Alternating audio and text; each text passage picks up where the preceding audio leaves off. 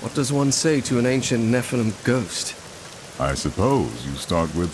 You know what they call a quarter pounder with cheese in Paris? They don't call it a quarter pounder with cheese? Oh man, they got the metric system. They wouldn't know what the quarter pounder is. And what do they call it? They call it Royale with cheese. Royale with cheese. That's right. Hello, my friend. Stay a while and listen. What's going on YouTube? It's Filthy and we're back with another video. Diablo 3 Season 28 PTR. This is a wizard Tal Rasha, super fast, 2 minutes. You can pretty much play it one-handed, lazy wizard speed farm build. Not going to be the most powerful wizard build because we are actually dropping one of the modifiers to gain some utility of the Aether Walker for infinite teleport. But it's a lot of fun to play, and if you like finishing rifts inside 2 minutes to get as many items, as many primals, as many blood shards and gem ups, then I think this is worth consideration. I will come back and look at this with a bit more power at some point, so do check the video just to see if there's any kind of build guide updates. But I think this would be a lot of fun to play, really fast and very, very powerful early on. Before we do jump in and go through everything, as always guys, thumbs up brightens my day. Subscribe if you are interested in Season 28 Diablo 3 in any way, shape or form.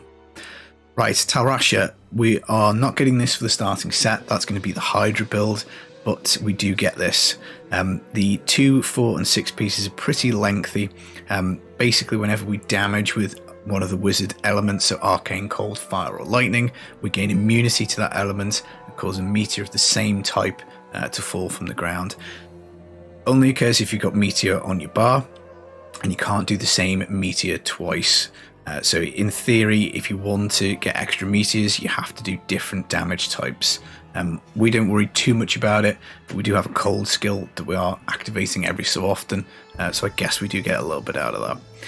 On the 4-piece, arcane, cold, fire and lightning attacks all increase resistances by 100% for 8 seconds. Attacking with a meteor reduces the cooldown on teleport. Now we don't really care about the cooldown on teleport because with the Aether Walker we don't have it. So again, as I say, there is another modifier that we can take here, the smouldering core. You can reset the cooldown fairly fast on the teleport, but it's not instantaneous, which is what kind of slows those runs down a little bit.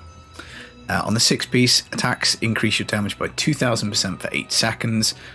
Arcane, cold, fire and lightning, each add a stack. You can have 4 stacks max, and you can extend the duration by attacking. So basically you need to have a arcane skill, which is going to be teleport, so that is 1 stack. We've got the lightning, which is going to be a 2nd stack. We've got the cold, which is a 3rd stack, and then we've got the explosive blast chain reaction for a 4th stack. And then once you have those up, all you simply do is hold down and teleport around, and it'll just keep your 4 stacks up the entire way of the rift, which is nice. The other bonus of taking the Thunder Crash Lightning Rune is that the meteors instacast, which again I think speeds up the runs instead of waiting for them to come down, which again is a plus point to the build. We of course have got the modifiers, so Nilf's Boast Boots increase the damage of meteor by 600%. When we hit 3 or few enemies, up to 900% on this modifier. It is quite useful to get high on that modifier if you can, simply because the Rift Guardian is going to be a little bit slower than the Rift because it's an AoE build, so the single target. If you can pump this 900% up, it is handy. I haven't found an ancient pair on PTR. I just haven't done the re-rolling enough, and I've obviously got bored and rolled the meteor damage up to 10%. On season, you obviously want this ancient. 5% up to 900, and then meteor damage 15% roll on it. In the cube we've got the Mempo of Twilight. Meteor shower rune is applied to all of them, which is why you get so many, which is great, and 400% damage increase. In the cube as well we've got the Grand Vizier, reduce the arcane power cost of the meteor. As you can see, we're not really spending arcane power when we cast. We also get 400% increased damage off this. Now, we do have a slight resource issue with the Aether Walker because if we're casting and teleporting at the same time, we do get the point where the arcane power starts to diminish. And this is a little bit where RNG comes in, because if you've got the potion power active or a channeling pylon, so the cooldown pylon, or even the shrine that reduces resource effects, you're absolutely golden. You'll have no problems at all. Other than that, relying on resource cost reduction, if you want to take it on your gloves, you want to take it on your shoulders, you want to take it on your weapon, you want to take it on your Tal Rasha's Unwavering Glare, And then you also want to take a topaz in your helm, and you need APOC on crit. And with the Altar of Rites, we do get extra resource on crit, so we've got quite a lot of resource on crit. So provided there's decent density, you'll probably keep your arcane power up. If, let's say, you don't have any channeling pylon, you don't have any cooldown pylon, you don't have access to density, you can run a little low on the arcane power. From time to time it does. Footage in the background should show that we're still clearing these rifts in like 2 minutes, 2 minutes 30, even if we do end up with a little bit of a dodgy patch at some point. On resource, I should also say we're taking the follower with the Inspire, so again that helps generate extra resource for us. Now, we could go Crimsons, that is an option, but actually I quite like Guardian because at these lowish early Paragon levels of like 1200, it gives us a huge boost to both intelligence and vitality. That makes our shield much bigger, which means we can keep up our squirts for longer and more often, which is more damage. We also get a nice kick in terms of our main stat being high, which is again great for toughness and great for damage. Now, Shoulders is completely open because there's nothing really that goes here. Now, I think it is worthwhile getting a pair of Ogilds because you will be at some point transitioning to an Ogilds based build for this. You would have Ogilds, bracers and also shoulders, but you just want resource cost reduction. We've got area damage, defensive stats will probably be okay. We've got a conventional element, so big damage on lightning. Again, this is a kind of cruddy piece. It's got rubbish crit chance, it's got the low damage range, and it's got no crit damage. It's not ancient, it's not augmented, so again we could get a boatload out of this. I just haven't been bothered to reforge one up yet. And then a big source of toughness is actually going to be the Halo of Carini. Wizard toughness is just weird because you take up to 80% less damage when we do the storm armor when it procs. That's huge. That's like, you know, you're getting hit for a fifth of what you would normally be getting hit for. It does drop off sometimes. There's not really much you can do about it as you're flying around the rift. So occasionally it will drop, occasionally you will proc, but there's not much that you can do about it. But because it's quite a tanky build, because it's a range, you can play it ranged. If you do proc, you just need to be a little bit more careful with your playstyle. Legendary gems wise, Zays for more damage further away, Trapped for more damage pretty much all of the time, and Powerful again, a bit more elite damage, a bit more damage reduction. These gems are not high rank at all. This one's at 100, so you can have another 50 levels on this, be a big power boost. Again, there's another 20 levels to go on the Bane of the Trapped, which again would give a little bit more damage as well. In terms of stats, lightning damage and crit, again, this isn't a perfect piece. I haven't augmented this one. Double crit and lightning on your squirts obviously is what you want. You've got meteor damage and crit on your helm, and then the resource cost reduction. Quad factor gloves I think would probably be the ideal here, so area damage, double crit and resource cost reduction, but easier said than done. Carini, again, this is a pig of an item to roll because the range is 60%, and it makes a huge difference. An 80% one, it really is a lot of toughness, so just do the best you can with that. Resource cost reduction, I wouldn't skip it anywhere. The way it works is it kind of compounds, so each point is worth more than the last. So the last roll that you get is going to be the most impactful, so I really wouldn't skip it.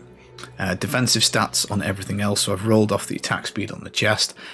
I think that's fine. Again, somebody in the comments might let me know whether that takes us outside of a breakpoint, but I don't think that it does, but it may well do. Right, I think that covers the gear.